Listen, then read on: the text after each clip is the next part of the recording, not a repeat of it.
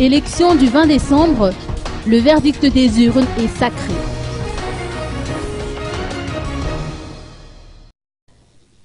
Jour J-1, la propagande est terminée, les aboyeurs plient bagages.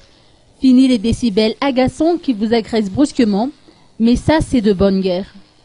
Une tradition bien de chez nous, une propagande sans musique, sans indemnité, sans t-shirt ou autres goodies n'est pas considérée comme étant une vraie campagne électorale.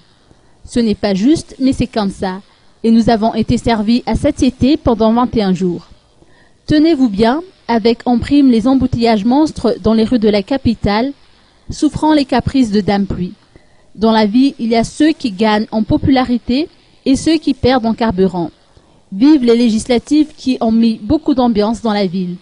Une ambiance de kermesse qui cache mal la misère de la majorité de la population. Hier, c'était la foire, on a fait campagne, on a sablé le champagne avant l'heure. Demain, aux urnes citoyens, chacun fera son choix.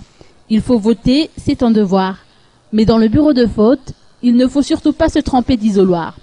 Le premier est pour l'élection présidentielle, le second est pour l'élection législative, soit en moyenne 2 minutes par électeur pour les deux votes.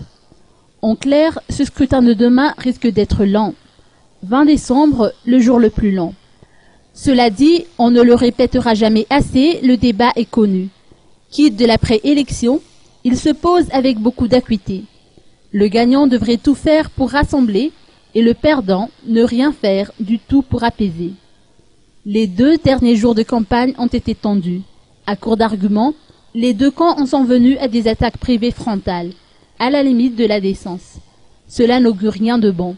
Si les politiciens ne sont pas assez sages pour agir en faveur de l'apaisement, les magaches et les médias devront réagir et ne pas céder à toute manipulation après le vote de vendredi.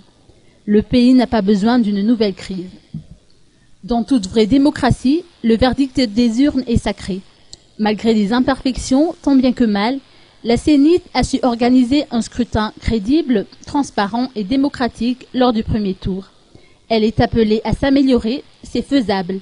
Il suffit que l'exécutif respecte l'indépendance et la neutralité de la CENIT et que les politiciens arrêtent de manipuler l'opinion et de l'infantiliser. L'Afrique a toujours brillé par l'existence de mauvais perdants et de mauvais gagnants, car le sens de l'État se dilue dans la mauvaise foi. Résultat, doucement, on bascule dans la mauvaise voie et la mauvaise gouvernance. Pour certains observateurs, on connaîtra enfin l'issue du litige Ravalomanana-Rajoelina, surenchère politique interminable, débouchant sur une transition controversée et la fracture du pays en donnant la parole aux magages par le biais du vote. Telles que les choses se présentent, et nous l'avons vécu tous durant la campagne électorale de ce second tour, ce scrutin n'est pas encore. La sortie de crise, ce sera un nécessaire éclaircissement historique et politique pour remettre les pendules à l'heure, et en passant, celle du retour à l'ordre constitutionnel.